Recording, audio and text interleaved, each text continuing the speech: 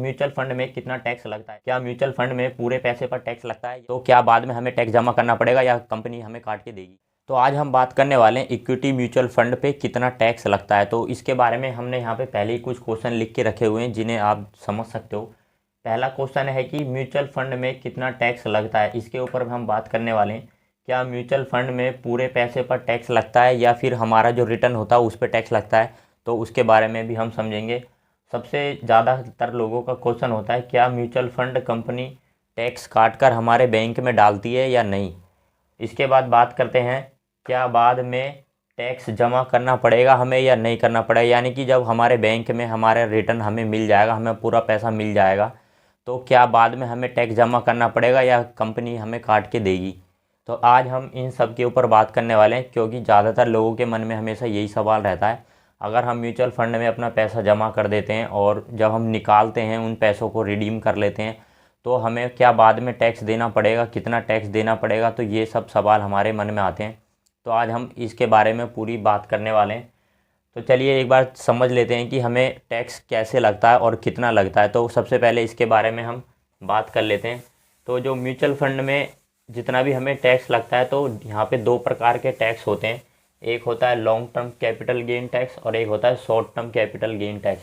यानी कि long term हो जाता है हमारा 12 महीने के बाद।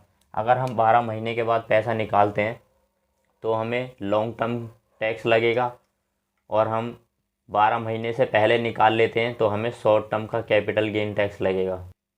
तो हमारा short term capital gain tax होता है 15% अगर हम 1 साल से पहले निकालते हैं। तो long term capital gain tax में होता है हमें 10% का टैक्स लगता है अगर हम 1 साल के बाद निकाल रहे हैं पैसे, और साथ में हमें एग्जिट लोड देना पड़ता है 1% का। अगर हम जितनी बार भी हम पैसे निकालेंगे उतनी बार हमें एग्जिट लोड देना पड़ेगा। तो यहाँ पे हम देख लेते हैं, हमने एसआईपी करी 1500 रुपये हर महीने 30 साल तक के लिए करी, तो 15% के हिसाब से हमें यहाँ पे रिटर्न मिलता है 99,74,000 रुपये। और हमने टोटल यहाँ कितना हमारी जेब से पैसा लगाए 5,40,000 रुपये। तो टोटल हमारा अमाउंट जो होता है रिटर्न मिलाकर और हमारा जो प्रिंसिपल अमाउंट होता है उसको मिला के हमारा बन रहा है 1,05,14,731 रुपये। अब हमारा सवाल होता है कि हमें क्या इस पूरे पैसे पे टैक्स लगेगा जो हमारा 1 करोड़ जो हमारा टोटल अमाउंट बन रहा है, या हमारा जो रिटर्न है 99 लाख जो हमारा रिटर्न बन रहा है इसके ऊपर हमें टैक्स लगेगा। तो मैं आपको बता दूं, जो हमारा रिटर्न होता है सिर्फ हमें रिटर्न के ऊपर हमें टैक्स लगता है, और जितना भी हमारा रिटर्न बनेगा उस पर हमें 1 लाख की छूट मिलती है। 1 लाख इसमें से अगर हम माइनस कर देंगे तो 98 लाख रुपए के ऊपर ही हमें सिर्फ टैक्स देना पड़ेगा। तो चलिए देखते हैं कि 98 लाख रुपए के जो हमें टैक्स देना है, तो हमें कितना टैक्स देना पड़ेगा 98 लाख रुपए पे। तो इसको हम एक बार कैलकुलेट करके देखते हैं 98 लाख रुपए पे जो भी टैक्स लगेगा काट पीट के हमारे बैंक में कितना आएगा। तो यहाँ पे मैंने कैलकुलेशन करके रख लिया। अगर आप 1 साल के बाद अपना पैसा निकालते हो, यानी कि आपका रिटर्न 1 करोड़ रुपए बना है, जिसमें आपका 5 लाख रुपए आपका प्रिंसिपल अमाउंट है, बट आपको यहाँ पे पैसा कितना लगेगा, आपका रिटर्न बना है 99,74,731, जिसमें 1 लाख रुपए की आपको छूट मिलती है। तो यहाँ पे 1 लाख रुपए में हमने माइनस कर दिए, यहाँ बचे आपके 98,74,731 रुपये। तो इस अमाउंट के ऊपर आपको टैक्स लगेगा।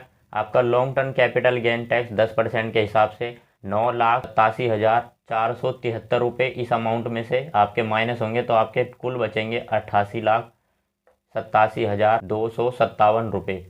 तो अब आपका ये अमाउंट टैक्स कटने के बाद बचा है, और आपका प्रिंसिपल अमाउंट था 5,40,000 रुपये। तो आपका इसमें प्रिंसिपल अमाउंट हम जोड़ देंगे तो आपको कुल आपका जो रिटर्न जो आपके बैंक में आएगा टैक्स काट पीट के सब कुछ, तो आपको कुल पैसा मिलेगा 94,27,257 रुपये आपके बैंक अकाउंट में आएगा। तो आशा करता हूँ कि आपको समझ में आ गया होगा आपका कैपिटल गेन टैक्स कितना कटेगा, कैसे कटेगा और आपके बैंक अकाउंट में कितना आएगा।